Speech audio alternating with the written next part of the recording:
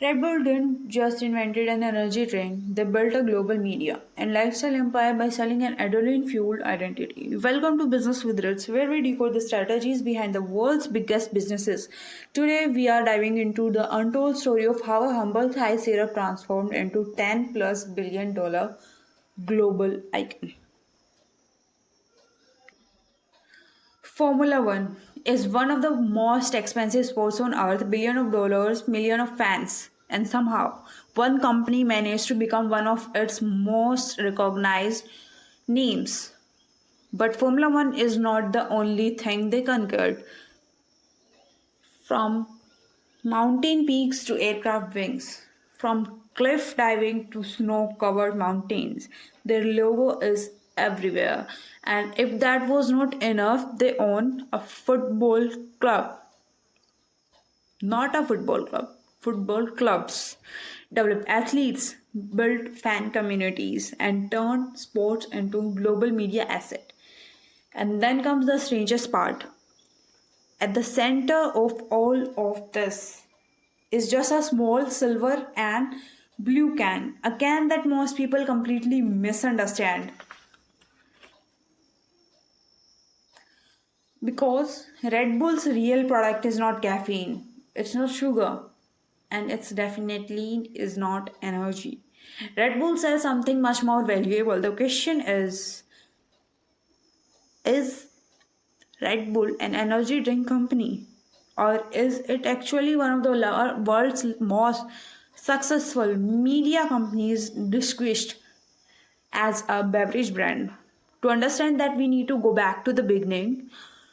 In the beverage industry, Gaint already dominated everything, whether it is distribution, whether it is advertising, whether it is sales space. So, somehow, could a tiny company ever compete? In 1987, Red Bull entered a market controlled by billion-dollar corporation. On paper, they should have failed, but one trip changed everything. The story begins far away from Europe and Thailand, where an unexpected discovery would eventually create one of the most powerful brands in the world. And at the center of that, the story was one man. During a business trip to Thailand, Austrian marketer Dietrich discovered a local energy drink called Krating Ding. The drink helped him overcome jet lag, but what he saw was not just a drink, he saw an opportunity, and that opportunity would change marketing forever. Most entrepreneurs look for better products. Dietrich looked for a better story. And that difference changed everything because his next decision was revolutionary. Most beverage companies spend millions convincing people to buy their product. Red Bull decided to build a lifestyle people wanted to join.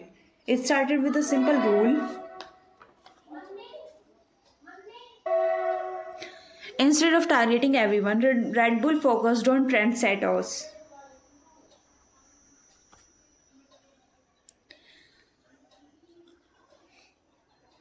Whether they are athletes, whether they are students, whether they are adventurers, the people others naturally copy and then they amplify the messages.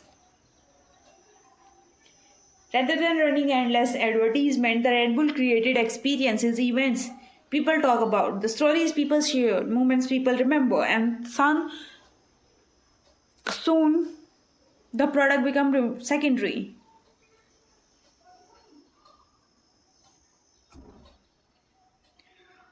Red Bull was not selling a beverage; it was selling excitement, adventure, performance, freedom, which explains something unusual. Compared to many competitors, Red Bull costs more, yet millions willingly pay the premium. The reason has nothing to do with caffeine. Every brand become associated with emotions. For Red Bull, those emotions were performance, adventure, and status, and that leads to the real insight. People don't buy caffeine, they buy identity. They buy the feeling that comes with the brand. And Red Bull understand that better than almost anyone. Once the identity was once the identity was established, Red Bull expanded across continents. The logo became global. The message remained the same, but global expansion was not their greatest weapon. Most companies sponsor events. Red Bull built empire ecosystem around them, and that changed the game completely. Instead of attaching themselves to sports, they become part of the sports itself. Then they push the idea even further. Red Bull didn't want temporary visibility, they want ownership. The ownership creates something powerful. Campaigns, race wins, millions of fans. The brand was no longer advertising. The brand has become a culture, but their biggest marketing movement was still ahead. In 2012, the world watched a man stand almost 39 kilometers above the earth. The entire planet waited. What happened next became history. Felix stepped off the edge of the space. No special effects, no movie scenes, just one human began falling towards Earth, and the world couldn't stop watching. More than 8 million plus people watched live, making it one of the largest marketing events ever created. And here's the incredible part: if the strategy works so well, why don't every energy drink company do the same? The answer is Red Bull's mood.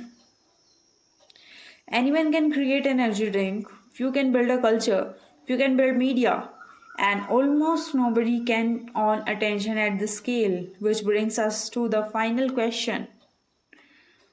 Could Red Bull win today? If it would, if it may, oh, if Red Bull launched in 2026 with no audience, no Formula One team, no media empire, could they still succeed?